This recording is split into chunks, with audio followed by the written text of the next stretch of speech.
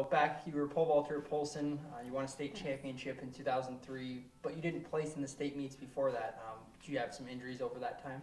I did. I was injured most of my high school career. I had a really bad ankle fracture when I was in the 8th grade that I ended up having a surgery on at the end of my 8th grade year, and it kind of ran into creating a lot of injuries along my high school way. Wish I would have done a little more rehab. I try and do that with kids now, make sure that's an important thing. And now we have a trainer at the school, which we didn't have when I was here. That's an awesome addition. You parlayed that performance at state into a successful career at Idaho. You won 3 consecutive indoor conference titles in the pole vault. You went to the nationals, both outdoor, indoor, but it kind of ended the same way that your high school career had gone. You had an injury there, and that kind of slowed down the placing there at the outdoor nationals, didn't it? Yeah, I actually, my senior year with outdoor nationals, it was outdoor regionals. I was ranked #1 in the nation going into it, and I just had one of those days that everything was going amazing, and we just didn't quite have the poles I needed that day. We had been used to Idaho weather. We were in California. It was on a little bit of a runway that it was awesome because it was a little downhill, but it was just, things did not line up for me that day. It was a little heartbreaking. The one nice part was I had the Olympic trials still to go to, and so that really took some of the pain out of it.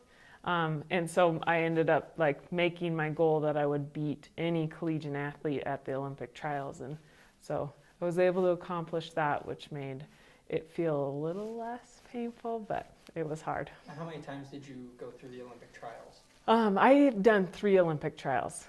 Oh my gosh. Obviously the last one, what was that, 2016, that you had no-heighted there. Yeah. Talk about just being able to, you place at nationals and then the lows of no-heighting at the Olympic trials. Oh yeah. Highs and lows of sport are, just that. Really high and really low. I seemed to always have a pretty major injury on the year leading into the Olympic trials. Just the year before the 2012, I had an ankle surgery, and then leading into 2016, I'd suffered from a back injury that then it would shut the nerves off all down my left leg. So in the trials in the what do they call that? The semifinals, I hit it wrong in that my whole leg shut down, and they couldn't get it fired back up the next day for that. What's the process for you as an athlete when something like that happens in the middle of competition? Just trying to get through it as best you can. For that, I couldn't feel that leg, so it made it really hard to trust. When you're running at as fast as you can and then trying to fling yourself into the air, it can get really scary when you don't trust your run, and that's just a hard thing at that point. Everything is so particular and you're meticulous about it all that it made it really difficult, clearly. After your time at Idaho, you turned that successful college career into a coaching career at UM. How did that come about? I was lucky enough that when I moved back to Missoula the year after the 2012 trials, I'd been away from my husband. We were actually at that time planning a wedding, and I was sick of being long distance, and so I decided for that year to come back. I actually thought I was going to stop competing altogether. Just with that ankle injury, I kept breaking my ankle every time I would run, and I was kind of over it. And so when I came back here, the doctors I was working with at the Olympic Training Center did one more round of some bone marrow. It's called bone marrow aspartate, and it was really successful. And so as I healed from that injury, I'd moved back, and the U of M coach had been one I'd jump with when I'd come home. And he had a position open, and so I jumped on the opportunity, and they were wonderful. I got to still train and then help kids and help the team. I did some of the manager ops stuff, and I love that type of thing. So I really enjoyed my time. How were you able to find time for yourself training, and then be able to use what you've been learning and transfer that to those kids as well? It does get hard. I mean, in order to give of yourself as a coach, it takes a lot of energy out of you. So it was, I mean, where I came from, the Olympic Training Center, really only focusing on myself all day. And I mean, everything down to meals are prepared for you. You have very little energy output besides your practice. And then moving and helping kids at the U, there's something though I found like such a passion.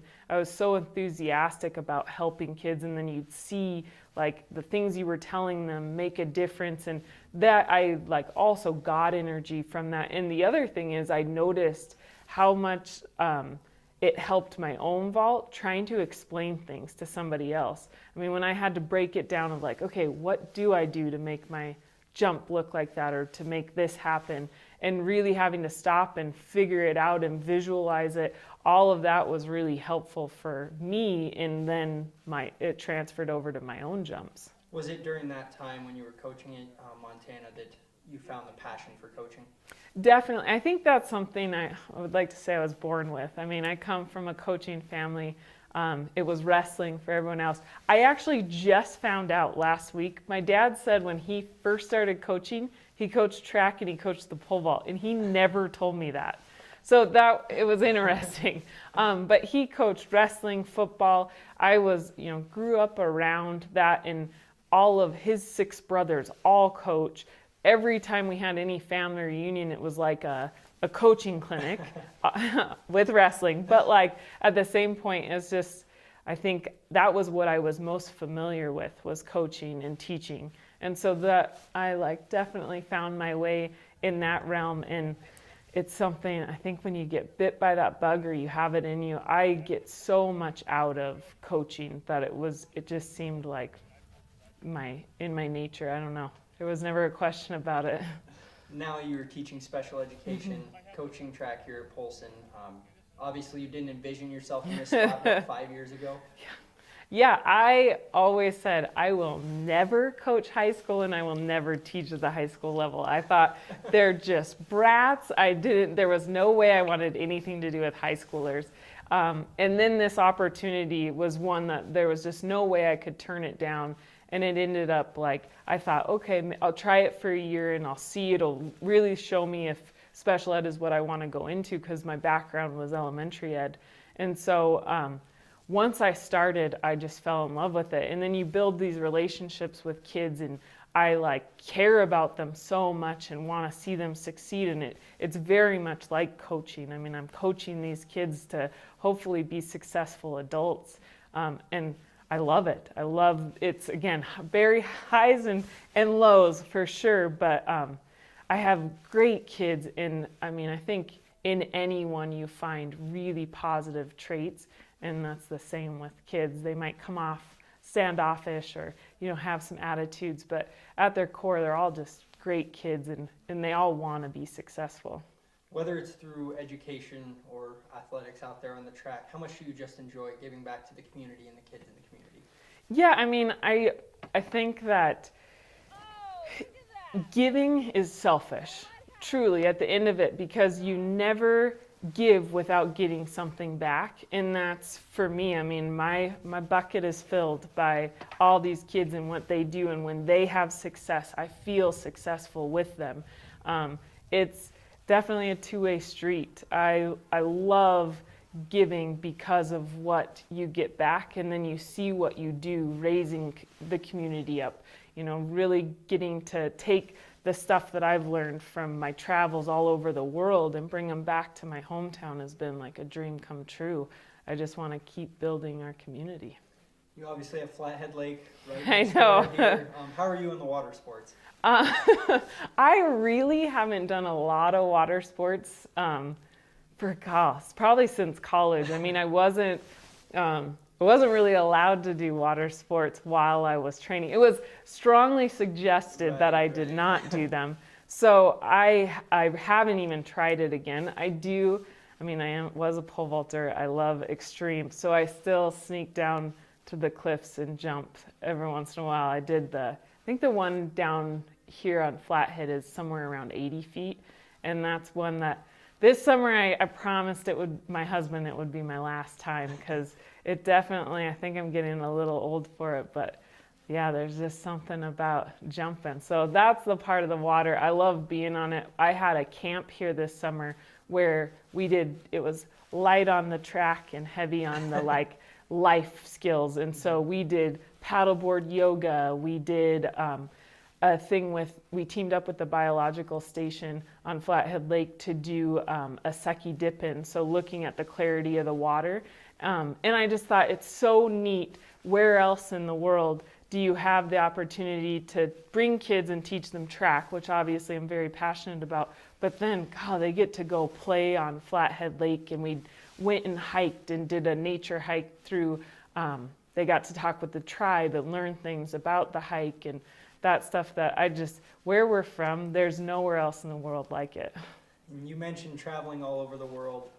You've obviously had some good food out there. What's the best food, best meal you've had in your time traveling? Oh my goodness. I think what sticks out in my mind, I've had a lot of really, really good food, but I think with anything, it's probably the collection of the entire memory. And for me, in Italy, we stayed in these little, they call them hotels, but it was essentially like a little bed and breakfast with this little old lady that would get up and cook us food every morning, and the townswomen would cook us dinner, and it was just authentic Italian cuisines that I, like to this day, I don't even know, it could have been terrible food, but I think it was just all of it that you're getting served by these sweet little ladies, and it was such a neat thing. That's the one I've always stuck to. That was my favorite. What aspect of that professional athletic life do you really miss the most? Being selfish?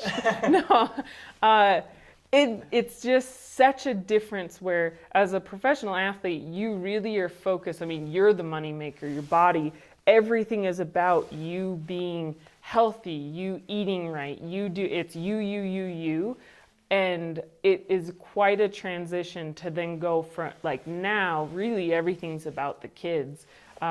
And so that, I would say it's a transition, good or bad. That's a hard one in the travel. As much as I was ready to be stationary for a little while, I do miss traveling with friends. We got to see some of the neatest places and meet some of the neatest people. And I did that with really awesome teammates and traveling partners. It just was, it's hard to explain, but really that journey part, it's a cliche, but the journey is worth all of it.